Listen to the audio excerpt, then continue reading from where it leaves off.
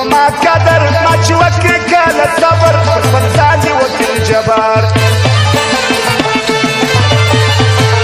چې روان سو د یو چا څخه یوار ورته بیا هغه کلي هغه لار دا د مکر ژړا مه کوه فالتو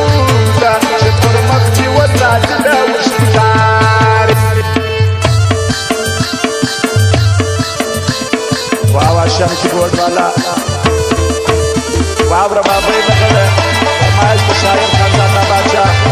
عباسي ملک واوی ملک دا باچا عرب زرګو رب شایسته ابۍ لغړی ناصر موبایل سنټر والا شهبازي ملک داود خان والا فرمایش د کبیر شوقي و د ملګرو مې دغه دا به غږ کړه چې باچا ما به وویل چې دا ویم تر مرګه ستا